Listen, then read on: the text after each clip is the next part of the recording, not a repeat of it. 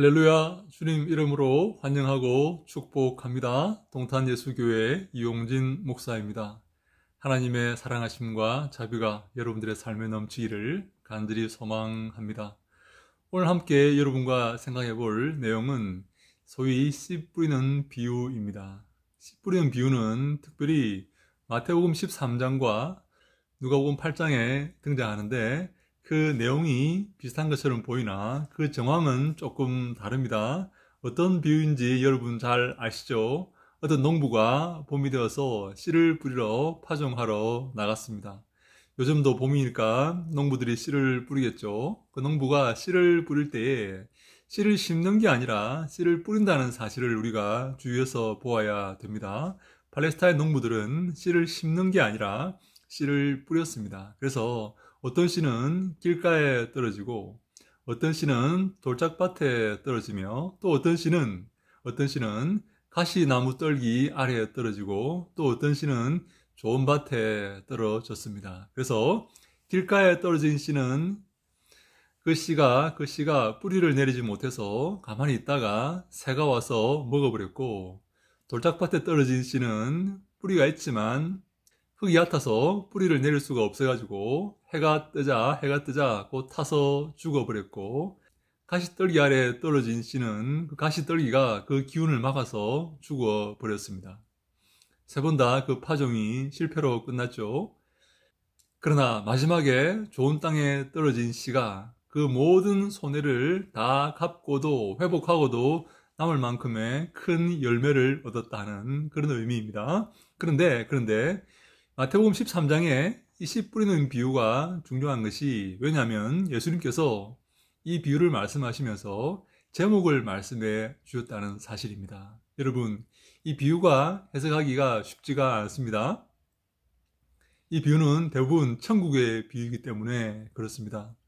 천국에 가보신 적이 없죠. 아무도 천국에 가보지 못했죠. 그래서 예수님께서 천국을 설명하시면서 이 땅의 가장 쉬운 것들로 천국을 설명해 가시는 것입니다. 그것이 바로 천국 비유입니다. 그런데 어떤 부분을 비유하시는지, 천국의 어떤 부분을 비유하시는지 찾아내는 것이 쉽지 않습니다. 왜냐하면 천국에 가본 적이 없기 때문에 그렇습니다. 천국을 알지 못하기 때문에 그렇습니다. 그래서 예수님의 그 비유가 어떤 천국의 부분을 비유하는 것인지, 어떤 천국의 원리를 비유하시는 것인지 우리가 주의 깊게 생각해 보아야 됩니다. 그렇지 않으면 잘못된 해석으로 빠질 수가 있습니다.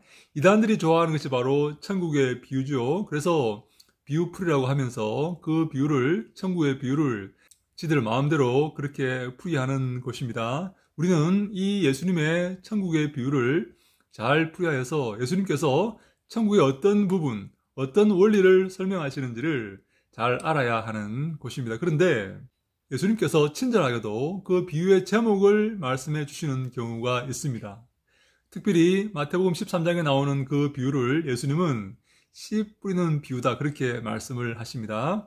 마태복음 13장 18절에 나옵니다. 그래서 마태복음 13장의 그 비유는 씨 뿌리는 행위에 초점이 있다, 그렇게 말할 수가 있는 것입니다. 다시 말해서 농부가 씨를 뿌리는데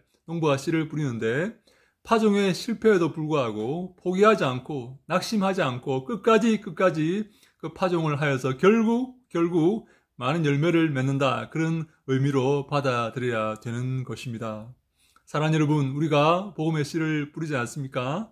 많은 사람들에게 복음의 씨를 뿌립니다. 그런데 우리의 그 복음을 받아들이는 사람이 많습니까? 받아들이지 않는 사람이 많습니까? 대부분 받아들이지 않지 않습니까?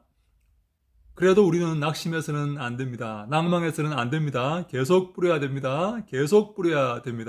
하나님께서 마침내 우리의 이 노고에 크게 갚아주실 것이기 때문에 그렇습니다. 그래서 눈물을 흘리며 씨를 뿌리는 자는 기쁨으로 단을 거둘 것이다 라고 말씀했지 않습니까? 우리는 이 복음의 파종, 말씀의 파종, 이 복음을 뿌리는 일을 게을리해서는 안 됩니다. 비록 실패하는 것처럼 보이고, 비록 막히는 것처럼 보이고, 비록 아무 열매가 없는 것처럼 보이지만 우리는 이 파종의 이 복음의 파종을 우리는 절대로 멈춰서는 안 됩니다. 우리가 계속 뿌려야 하는 것입니다. 바로 마태복음 13장에 씨 뿌리는 비유가 이것을 설명하고 있습니다. 천국은 포기하지 않습니다.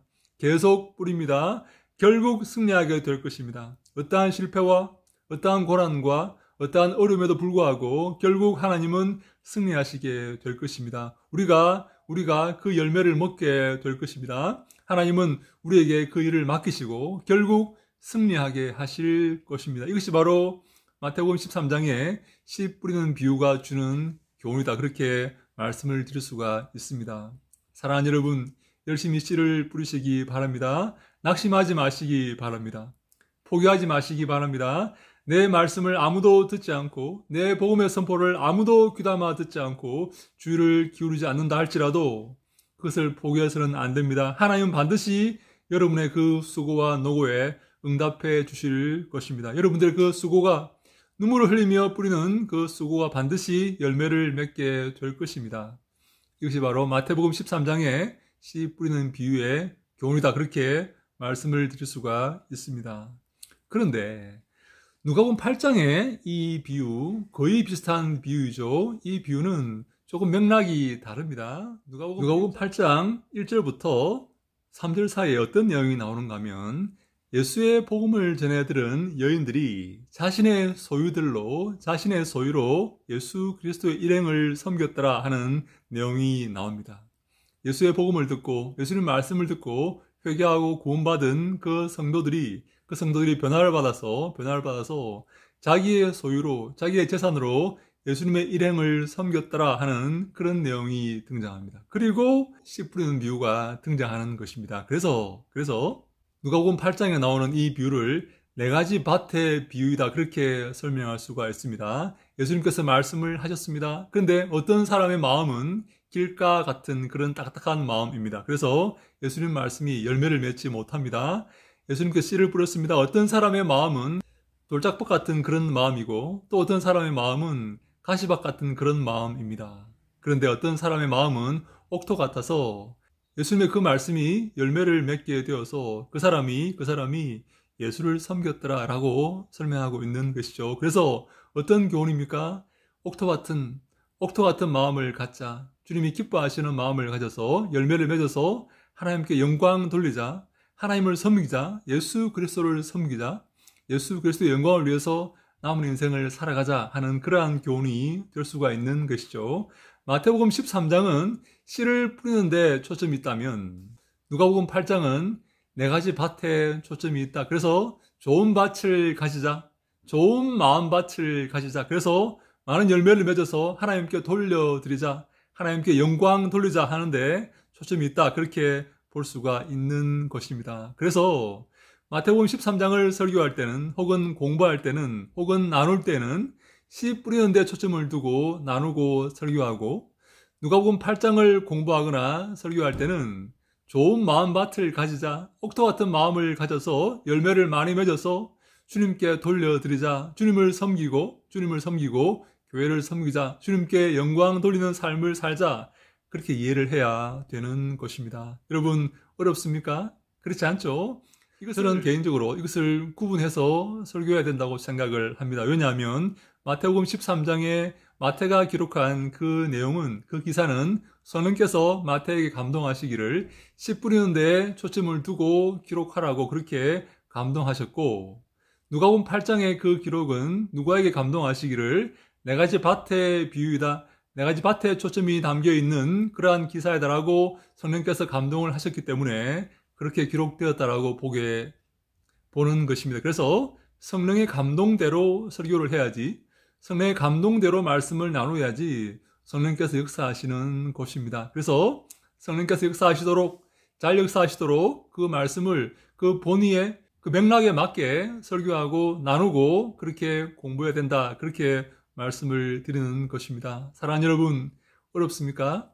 그렇지 않습니다. 천천히 조금씩 하나씩 해보시면 주의 말씀을 잘 이해하게 될 것입니다. 주의 말씀의 그 풍성함과 그 깊음과 그 높음과 그 넓이를 우리가 이해하여서 더 아름다운 풍성한 주의 말씀의 그 깊음 안에서 생활하시기를 주님 이름으로 간절히 축원합니다.